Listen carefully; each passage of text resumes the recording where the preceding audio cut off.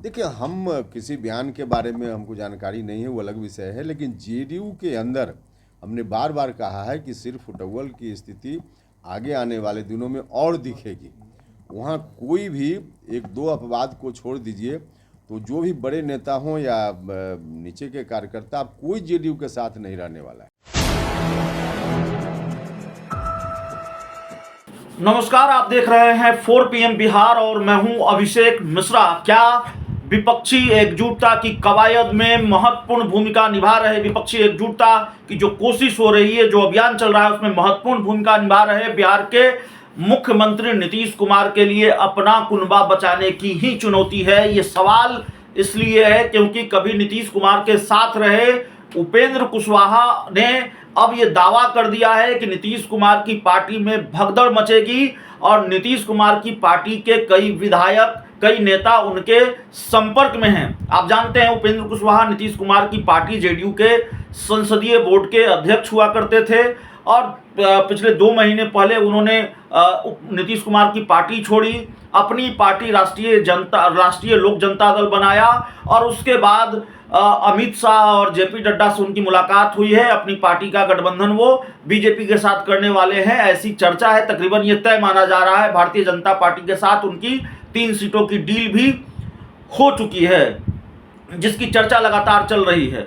तो उपेंद्र कुशवाहा ने दावा किया है कि विपक्षी एकजुटता का कोई महत्व नहीं है। विपक्षी बिहार में सबसे ज्यादा महागठबंधन की बुरी गत होने वाली है और जेडीयू के लोग ठिकाना ढूंढ रहे हैं। 1-2 लोग छोड़कर जेडीयू में कोई नहीं बचेगा, सब लोग कहीं ना कहीं चले जाएंगे और मेरे संपर्क में भी कुछ लोग हैं। हालांकि उपेंद्र कुशवाहा इस तरह का दावा पहले भी करते रहे हैं। उपेंद्र कुशवाहा का बयान सुनिए, एक तरह से बड़ी बात उन्होंने कही है, बड़ा दावा किया है। तो देखिए आगे आगे होता है क्या। उपेंद्र कुशवाहा फिलहाल ये कह रहे हैं। स्वार्थहीन है, वैसे लोगों के बारे में नोटिस भी नहीं लेते हैं। देखिए, हम किसी बयान के बारे में हमको जानकारी नहीं है, वो अलग विषय है। लेकिन जेडीयू के अंदर हमने बार बार कहा है कि सिर फुटबॉल की स्थिति आगे आने वाले दिनों में और दिखेगी। वहाँ कोई भी एक दो अपवाद को छोड़ दीजिए, तो जो भी बड़े नेता हों या नीचे के कार्यकर्ता, अब कोई जेडीयू के साथ नहीं रहने वाला है। सब लोगों को मालूम हो गया है कि जेडीयू का क्या हर्ष होना है। जिस दिन नीतीश कुमार जी ने निर्णय ले लिया कि हम अब लालटेन छाप जिंदाबाद करेंगे, बिहार को हम उसी खौफनाक स्थिति में फिर से पहुंचाएंगे जहां 2005 के पहले बिहार था, तो उस परिस्थिति में कौन उस पार्टी में रहने वाला है। तो इसलिए इस स्थिति के कारण आज किसी का बयान, कल किसी का बयान सुनिएगा, तो बारी बारी से सब लोग वहाँ से हटने वाले हैं, हटेंगे, जाएंगे। विपक्ष में एकजुटता की कवायद चल रही है, लेकिन बिहार में जेडीयू इस तरह की दिख रहा है बयान अंदर। विपक्षी एकता की कवायद तो दिखाने के लिए है। नीतीश जी को भी मालूम है, महागठबंधन के लोगों को मालूम है कि सबसे अधिक दुर्गति अगर देश भर में कहीं महागठबंधन की होगी आगामी चुनाव में, तो बिहार में होगी सबसे अधिक दुर्गति। यह मालूम है सब लोगों को। इसलिए वो कवायद कुछ भी लोग दिखाने के लिए करें, बिहार में तो यही हर्ष होना है। क्या जिस बात को दोहरा रहे, तो क्या लगता है कि जो गुटबाजी की बातें लगातार सामने आ रही है, तो क्या अंततः जेडीयू जो है वो बिखरेगी? हाँ, तमाम नेता सब लोग कहीं ना कहीं ठिकाना ढूंढ चुके हैं और बीच में मेरे हटने के बाद भी तो कई लोग वहाँ से हटे। तो आप देखते जाइए ना, यह सिलसिला रुकने वाला नहीं है और अंततः जेडीयू में कुछ नहीं बचने वाला है। सिर्फ औपचारिकता बाकी रह गई है, कौन कब हटेंगे, लेकिन सभी हटेंगे। कहा जा रहा है कि आपके संपर्क में जेडीयू के कई विधायक और सांसद हैं और बीजेपी के संपर्क में। हाँ, निश्चित रूप से। देखिए, हमने कहा कि लगभग सभी लोग कहीं ना कहीं अपना ठिकाना ढूंढ चुके हैं। कुछ लोग मेरे संपर्क में भी हैं, यह बात बिल्कुल सच है।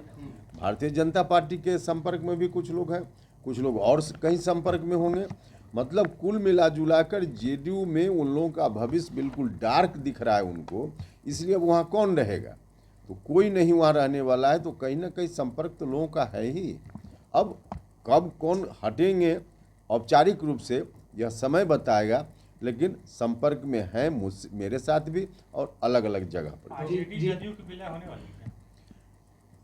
हमने तो बार बार कहा है भाई कि इन लोगों ने जो गठबंधन की बात जब एनडीए से अलग होकर कर रहे थे नीतीश जी महागठबंधन के साथ, उसी समय एक डील हुई थी जिसकी चर्चा हम बार बार करते रहे। उस वक्त डील की चर्चा हमने की तो चीज़ें स्पष्ट नहीं थी, लेकिन धीरे धीरे बात तो अब लोगों के सामने में है। आरजेडी और जेडीयू का विलय होना है, यह बात बिल्कुल तय है। कब होना है, 1 महीना में होगा कि 6 महीना में होगा, ये तो आगे पता चलेगा, लेकिन विलय तय है। जीतन मांझी हम बैठक राजधानी पटना में बुलाई गई और तमाम विपक्षी दल एक मंच पर आए, कैसे देख रहे हैं इस बैठक को? देखिए, एक मंच पर आए, हमको भी लगता था कि लोग एक साथ बैठेंगे तो शायद कुछ काम की बात करेंगे, और इसलिए हमने तो उम्मीद की थी कि अभी जो एनडीए की सरकार है देश में, उसके खिलाफ इन लोगों का कोई वैकल्पिक एजेंडा शायद देश के सामने ही लोग रखेंगे और उस पर कोई बात कर पाएंगे, लेकिन कुछ भी ऐसा होता हुआ नहीं दिखा। बैठक में राहुल गांधी जी की दाढ़ी कैसे बढ़ गई और उनकी शादी क्यों नहीं हो रही है, तो दाढ़ी और शादी पर चर्चा के लिए बैठक हुई और अंतिम में तय किया गया कि बिहार में क्योंकि गर्मी ज़्यादा है तो अगली बैठक शिमला में की जाए, वहाँ का जो मौसम है उसका आनंद लिया जाए। इससे ज़्यादा क्या हुआ, कुछ नहीं हुआ।